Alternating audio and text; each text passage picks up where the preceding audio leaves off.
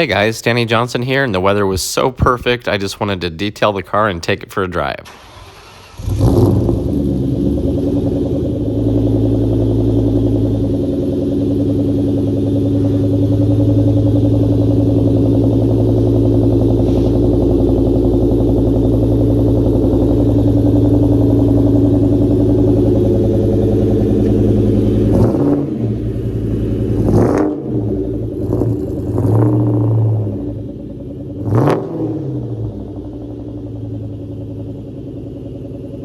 So normally the Cobra's over into the side of the corner a little bit more. I like to put it in the middle of the garage where I have plenty of room, open up all the doors and clean it out. And it's pretty clean as it is because I don't do much with it. It's a weekend car only. But definitely the first thing I want to do is vacuum it out. And since I use this vacuum for other things, I'll actually take a rag and clean the tip of it first. I also like to take a little bit of compressed air and just very gently blow out some of the debris. That helps loosen it up so I can vacuum it up and get it out of places. The Turtle Wax interior cleaner works pretty well. I like to get it on the rag and then just let it dissolve a little bit. And just wipe down the areas where as you're getting in and out of the car, you could see, a little bit of dirt and everything just from your shoes as you get in and out. And then vacuum up and clean up the floor mats outside the car and wipe everything down.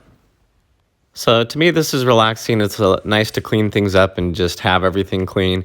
After this, Justin SVT actually came over, and so we had a lot of fun as I just kind of tinkered and detailed the car, and we just talked cars the whole time, so it was a lot of fun to have him over, and it's always good to have a helping hand. And you may have seen this Ingersoll Rand impact gun that I got. I did a review on it. It works really well for taking the lug nuts off.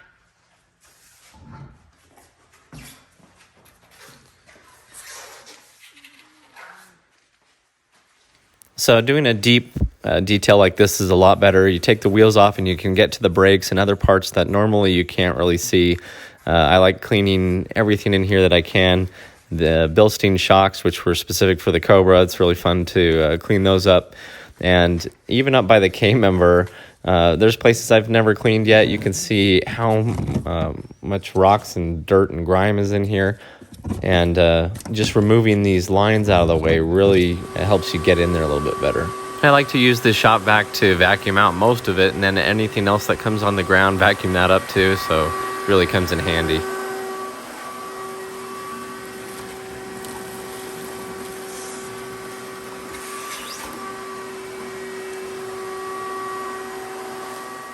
So here's a shot of what it kind of looks like now. Of course, you're not going to get everything unless you start taking parts off, but it's a lot better than it was, and it's nice and clean now. So this is the part I like about owning a car is you can do exactly what you want to do with it. If this is how you want to spend your time, cleaning it up under here, and you can see this side was a little bit more dirty, then that's the fun and the joy of owning a car is taking care of it and doing it your way, doing what you want to do with the car. What I really like about cars is they're not just for driving somewhere. There's art involved in all these cars. There's design. There's things that you can appreciate. So, for me, I look under here. I look at the moldings of the car. I look at where it says Ford here in the body. And, all that's a lot of fun for me to see. And I like knowing that it's clean under here. And, of course, nobody else will probably ever see this, but I just like cleaning it up and maintaining it and knowing that it's clean. And it really cleans up pretty easy. It just hadn't been cleaned before. So anyway, there's always more to do. And the exhaust, for example, something you can polish. But I even went through and tried to take off a little bit of the rust on here. I got a good amount of it, but then I pretty much realized I'll just have to get new brakes that they're zinc coated or they have them painted so that you don't see the rust, but that's just kind of how it is. And with the wheel on, you don't really see it too much. But I also wanted to clean down inside the wheels, and so it's easier to have them off the car and get into the back side of them. So just sprayed some degreaser down in there and got going. I did notice a bit of buildup that's down inside where the lug nuts go, and it's really hard to get that cleaned, obviously, with the lug nuts on. So it was a good opportunity to put some Mother's Mag aluminum polish on the tip of the gun here and just polish that off. So Anyway, it turned out really nice. The car's nice and clean now and vacuumed out, and smells like a new car still inside, which is really nice.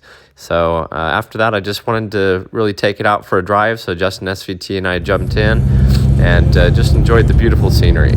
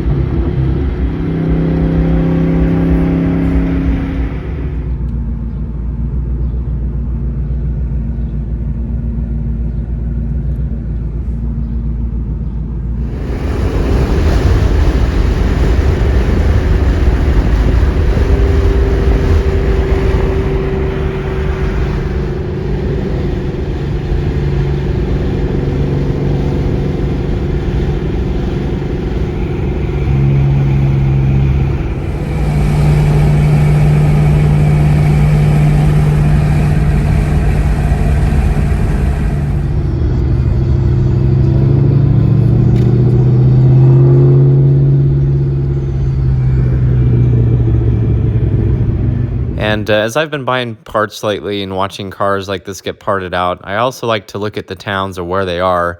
And one of them kind of reminded me of Red Lobster because it had kind of like the seaside buildings and everything as you look at the town. So I wanted to stop and just get a picture there and just kind of think about that. And so then we went over to the Ford dealership, which is always fun, and just kind of looked around. And of course, you'll never find a car like this on the lot there anymore. And so we just look around at the cars and talk and have fun. And while we were there, someone came up in a brand new Dodge Ram with these dirt bikes in the back, and they stopped and they said, "Hey, is that a Terminator?" And Justin SVT goes, "Wait, you know what a Terminator is?" And he's like, "Yeah." And we went over and talked to him, and he said, "I have a GT350, and my son here in the back is 16. We just got him a 95 Cobra." So it was cool. He's like, "If you guys are going to leave, we really want to hear it." So we took off, and we revved it up a bit, and then as we got on the road, let him hear the blower whine and everything. But it was pretty cool, and it's nice to know that some people still know what a Terminator is. So we really enjoyed the nice drive around, and it made Justin SVT say, "You know what, now I need to go get my Cobra and we need to go for a drive in mine." So he came over and we went out again.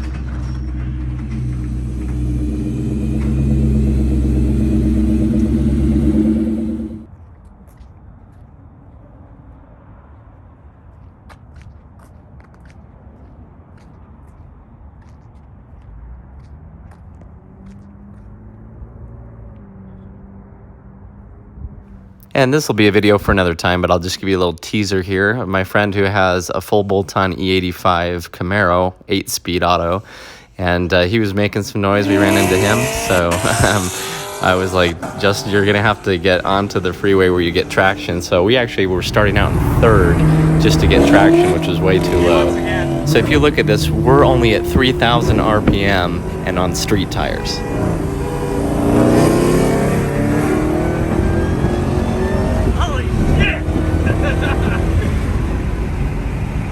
It is so hard to hold the camera when you're accelerating back over my shoulder. Alright,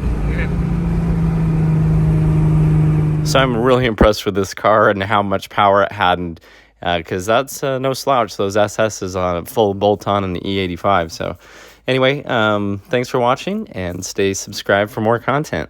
Thanks, guys.